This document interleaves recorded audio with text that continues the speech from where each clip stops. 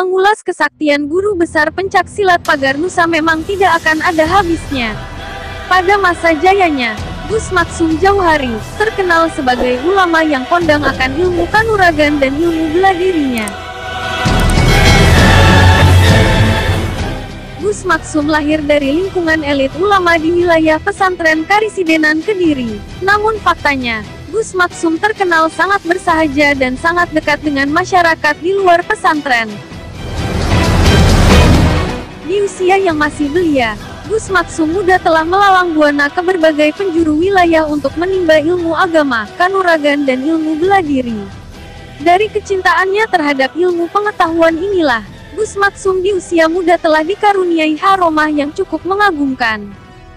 Dari intermezzo singkat tentang Gus Maksum Jauhari, admin akan mengulas sedikit pengetahuan dari beberapa sumber seputar haromah kesaktian Gus Maksum pada masa jayanya sebagai ulama kondang dari Karisidenan Kediri Lirboyo.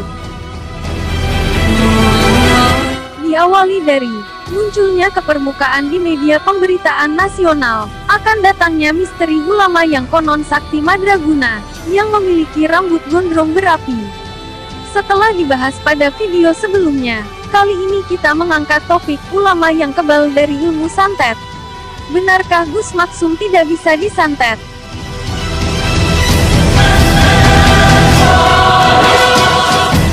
Kabar ini semakin hari semakin terdengar di berbagai kalangan pendekar di penjuru Jawa Timur dan Jawa Tengah. Gus Maksum yang dikenal sebagai salah satu aktivis pencak silat aliran Gasmi, dan dikenal sebagai sosok yang berperan aktif menumpas PKI pada masa 60-an di Kanigoro, Kediri. Peran serta andilnya dalam penumpasan PKI dan kroni-kroninya inilah yang akhirnya banyak dari kalangan pendekar ingin menjajal kehebatan Gus Maksum. Bukan hanya dari kalangan pendekar yang jago adu jotos dan main fisik saja. Akan tetapi tantangan juga sering hadir dari kalangan pendekar supranatural hingga dukun, yang mencoba bermain-main menjajal ilmu kanuragan Gus Maksum.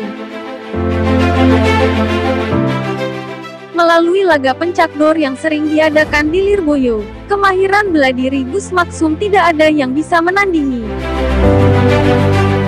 Kemudian, lewat kiriman ilmu santet, ilmu kanuragan Gus Maksum berkali-kali dijajal oleh para dukun.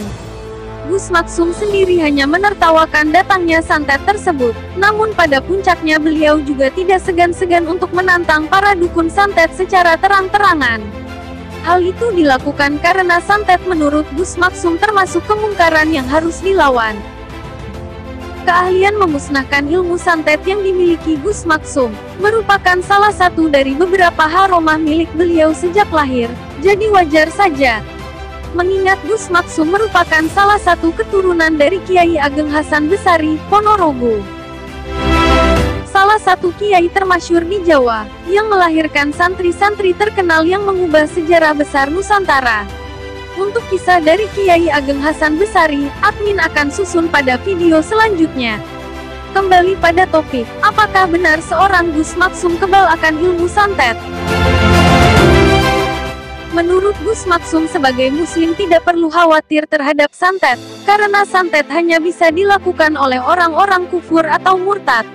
Yang penting seorang muslim haruslah selalu ingat kepada Allah dan bertawakal kepadanya. Berikut beberapa catatan sejarah kemasyhuran Gus Maksum akan pengalaman beliau dalam memusnahkan dan berhadapan langsung dengan ilmu-ilmu santet. Catatan sejarah pengalaman Gus Maksum mengenai ilmu santet diantaranya dialaminya ketika menginap di Desa Wilayu, Genteng, Banyuwangi, sekitar jam 1:30 malam. Saat itu Gus Maksum hendak istirahat, tiba-tiba dari arah kegelapan muncul bola api sebesar telur terbang menuju ke arah pahanya. Dengan santai Gus Maksum membiarkan bola api itu mendekatinya. Ketika bola api itu sampai ke paha, Gus Maksum lantas bertanya, "Banyolanta," yang dalam bahasa Indonesia berarti mau bercanda ya. Seketika itu juga bola api itu melesat kembali terlempar di tengah kegelapan malam. Penuturan dari sumber data kedua.